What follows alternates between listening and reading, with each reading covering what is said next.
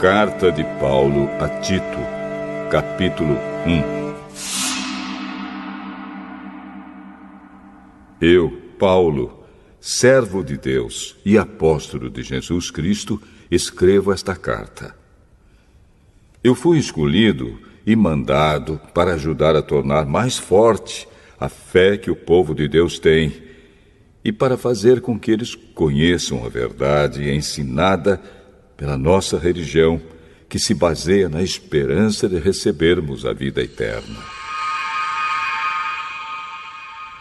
Deus, que não mente, nos prometeu essa vida antes da criação do mundo. E no tempo certo, Ele a revelou na sua mensagem. Essa mensagem foi entregue a mim, e eu a anuncio por ordem de Deus, o nosso Salvador. Escrevo a você, Tito, meu verdadeiro filho na fé, esta fé que é sua e minha. Que a graça e a paz de Deus, o Pai, e de Cristo Jesus, o nosso Salvador, estejam com você. Eu o deixei na ilha de Creta para que você pusesse em ordem o que ainda faltava fazer e para nomear em cada cidade os presbíteros das igrejas. Lembre das minhas ordens. O presbítero deve ser um homem que ninguém possa culpar de nada. Deve ter somente uma esposa. Os seus filhos devem ser cristãos e não ter fama de maus ou desobedientes. Pois aquele que tem a responsabilidade do trabalho de Deus, como bispo, deve ser um homem que não possa ser culpado de nada. Não deve ser orgulhoso, nem ter mau gênio. Não deve ser chegado ao vinho, nem violento, nem ganancioso. Deve estar disposto a hospedar pessoas na sua casa e deve amar o bem. Deve ser prudente, justo, dedicado a Deus e disciplinado. Deve se manter firme na mensagem que merece confiança e que está de acordo com a doutrina. Assim ele poderá animar os outros com o verdadeiro ensinamento e também mostrar o erro dos que são contra esse ensinamento. Pois existem muitos, principalmente os que vieram do judaísmo, que são revoltados e enganam os outros com as suas tolices. É preciso fazer com que eles parem de falar, pois estão atrapalhando famílias inteiras por ensinarem o que não devem, com a intenção vergonhosa de ganhar dinheiro. Foi justamente um deles, um profeta da ilha de Creta, quem disse: os cretenses só dizem mentiras. São como animais selvagens. São uns preguiçosos que só pensam em comida. E ele tinha razão quando disse isso. Portanto, você tem de repreender duramente esses falsos mestres para que sejam sadios na fé e parem de dar atenção a histórias inventadas por judeus e a ensinamentos humanos que vêm de pessoas que rejeitam a verdade.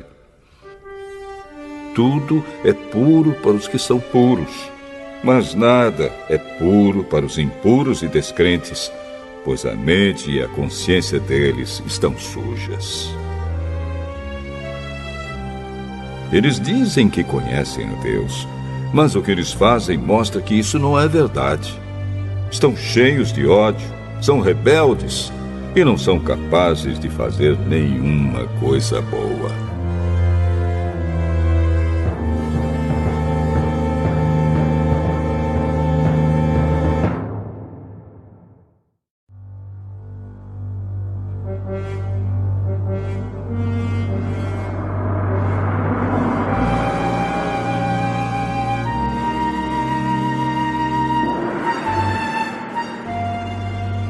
Tito, capítulo 2.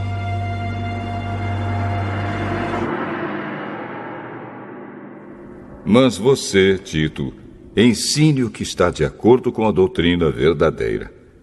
Ensine os mais velhos a serem moderados, sérios, prudentes e firmes na fé, no amor e na perseverança.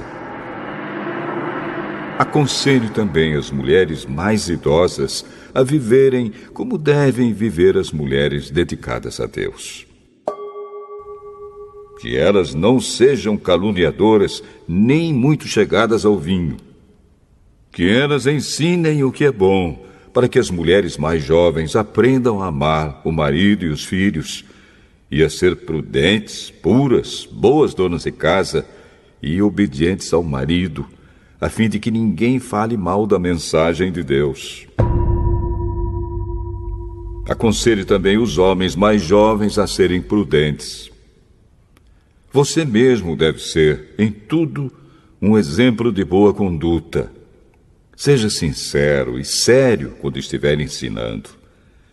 Use palavras certas, para que ninguém possa criticá-lo e para que os inimigos fiquem envergonhados por não terem nada de mal a dizer a nosso respeito. Que os escravos obedeçam aos seus donos e os agradem em tudo. Que não sejam respondões, nem roubem os seus donos. Pelo contrário, que eles mostrem que são sempre bons e fiéis em tudo o que fazem. Desse modo, por causa das coisas que eles fizerem, todos falarão bem da doutrina a respeito de Deus, o nosso Salvador. Pois Deus revelou a sua graça para dar a salvação a todos. Essa graça nos ensina a abandonarmos a descrença e as paixões mundanas e a vivermos neste mundo uma vida prudente, correta e dedicada a Deus, enquanto ficamos esperando o dia feliz em que aparecerá a glória do nosso grande Deus e Salvador Jesus Cristo. Foi Ele quem se deu a si mesmo por nós, a fim de nos livrar de toda maldade e de nos purificar, fazendo de nós um povo que pertence somente a Ele e que se dedica a fazer o bem. Ensine essas coisas e use toda a sua autoridade para animar e também para repreender os seus ouvintes. E que ninguém despreze você.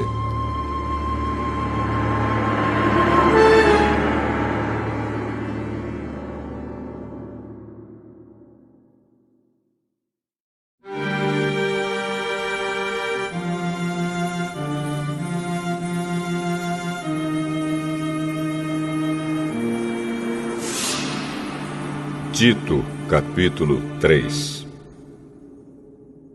Recomende aos irmãos que respeitem as ordens dos que governam e das autoridades, que sejam obedientes e estejam prontos a fazer tudo o que é bom.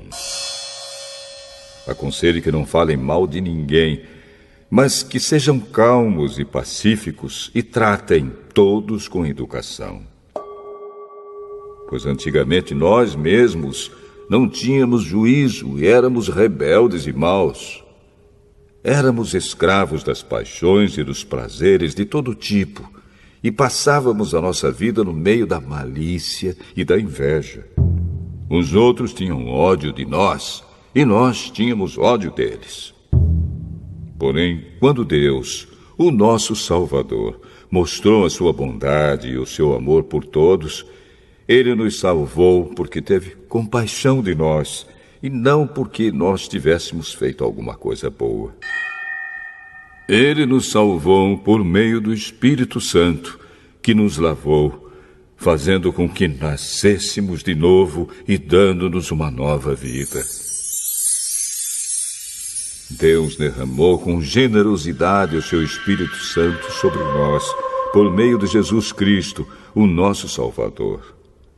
E fez isso para que, pela sua graça, nós sejamos aceitos por Deus e recebamos a vida eterna que esperamos. Esse ensinamento é verdadeiro. Quero que você, Tito, insista nesses assuntos para que os que creem em Deus se interessem em usar o seu tempo fazendo o bem. Isso é bom e útil para todos. Mas evite as discussões tolas, as longas listas de nomes de antepassados, as brigas e os debates a respeito da lei dos judeus. Essas coisas são inúteis e sem valor. Se uma pessoa causar divisões entre os irmãos na fé, aconselhe essa pessoa 1 ou 2 vezes, mas depois disso não tenha nada mais a ver com ela. Pois você sabe que uma pessoa como esta abandonou completamente o Evangelho e os seus pecados provam que ela está errada. Quando eu lhe mandar o irmão Ártemas ou o irmão Tíquico, faça o possível para ir se encontrar comigo na cidade de Nicópolis, pois resolvi passar o inverno lá. Ajude o advogado Zenas e também Apolo em tudo que você puder, a fim de que eles tenham o que precisarem para a viagem. Que a nossa gente aprenda a usar o seu tempo, fazendo o bem e ajudando os outros em caso de necessidade, para que assim a vida da nossa gente seja útil. Todos os que estão comigo mandam saudações a você. Dê saudações aos nossos amigos na fé. Que a graça de Deus esteja com todos vocês.